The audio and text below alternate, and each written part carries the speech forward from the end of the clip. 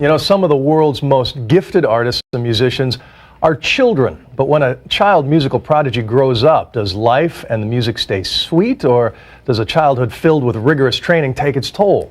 And part 2 of our series, Child Prodigies, Where Are They Now? We look into what happens to the brilliant youngsters when they grow up.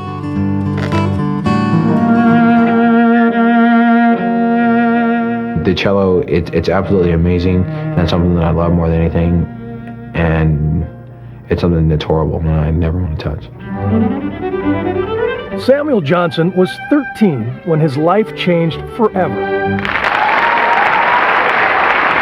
The young cello prodigy won the Sphinx competition for African American and Latino string musicians.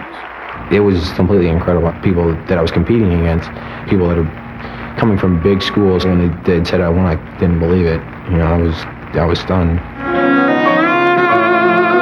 He toured the country, playing sold-out concerts. He had cello lessons with Yo-Yo Ma and met famed musicians Itzhak Perlman and the late Isaac Stern. As I listen to Sam when he plays and how easily he picks it out, he's one of a kind. And behind every great young talent is usually a very involved parent. I am the one that pushes it. Samuel is one of 9 adopted children in a financially strapped family.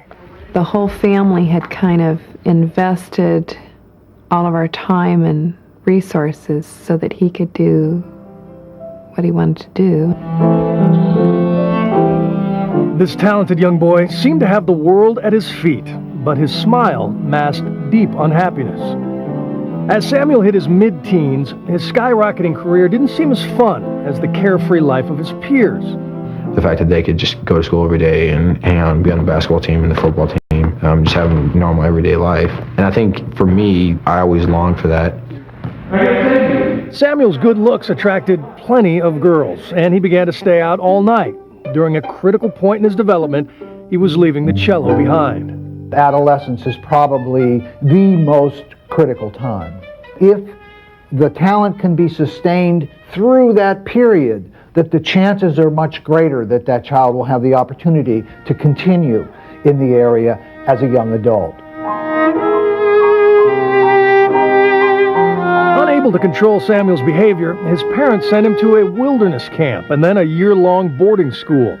When he returned, Samuel made a momentous decision about his music.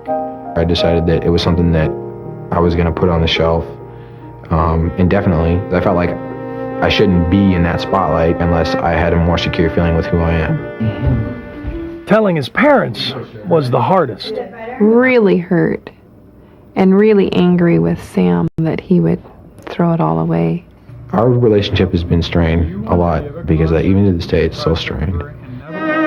What once seemed wonderful was now a burden. It's a struggle that Vanessa May knows well. She began her career before she even hit her teens, playing classical concerts. She branched out as a crossover artist. Now a successful 27-year-old woman, she still remembers the sacrifices she had to make. It was just like a non-stop treadmill from age 15 to 20 of just promotion, recording and touring non-stop, and I don't think I saw any of my school friends for 5 years basically. And when she decided to stop having her mother manage her career, the sacrifice extended to her personal life. It was very tough, and we haven't really spoken for the last 5 years or so. For Samuel, the right thing to do was to stop the roller coaster ride. Music is something that I'm learning to really enjoy for just the sake of playing music. For Vanessa May, it was best to continue the journey. I'm so lucky that I have found a profession that actually to many people is just a hobby, but I get to do that every day. Different paths, both leading to painful choices, and leading us to a new understanding of our own potential.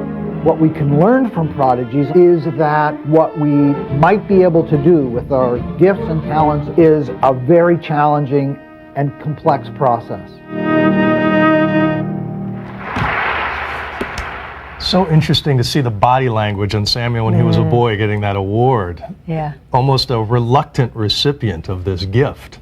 and the demeanor between the two artists there. So interesting as well. Really interesting to catch up with all of these kids now, Right. now that they're adults. We'll be right back.